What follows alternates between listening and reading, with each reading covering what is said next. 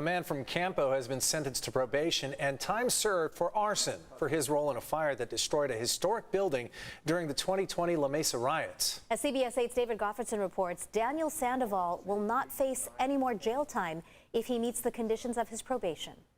With and for Daniel Sandoval, he is present before the court. 44-year-old Daniel Sandoval has already spent about 1 year in jail since his arrest on felony arson and vandalism charges for crimes he committed during the La Mesa riots in May of 2020. It basically ruined the city of La Mesa. They are still enduring the cause of what happened.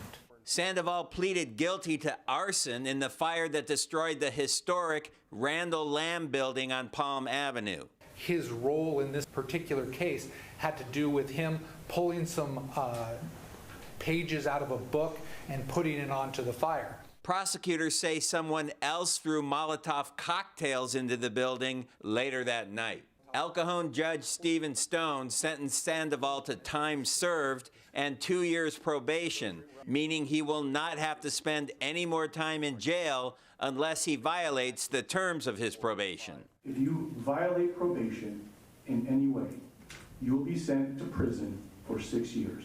You will not be given a second chance. Do you understand that? Yes, Your Honor.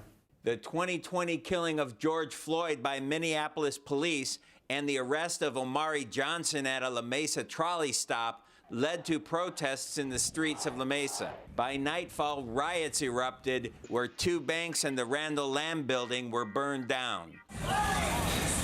Looters also broke into several businesses, causing serious damage. Mr. Cooper has done an inordinate amount of time in custody. Another defendant, 34-year-old Ricky Cooper, received a similar sentence in November for his role in burning down the Chase Bank. Another defendant, Alexander King, is charged with arson and burglary during the riots. His case is still pending. He has not pleaded guilty.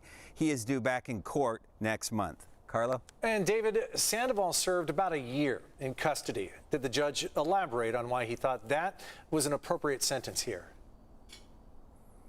Yes, he did. And here's the deal. When you spend 1 year in custody, that's the equivalent of being sentenced to 2 years because of the way the jail system works and good behavior credits and what have you. So he actually served what would have been a 2-year sentence. I know it sounds a little crazy.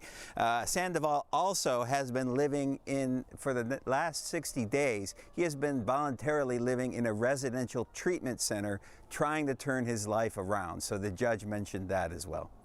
Thanks, David, and a good explainer for people who watch us regularly to understand that what someone is sentenced to and what they serve are very different things. Appreciate that, David.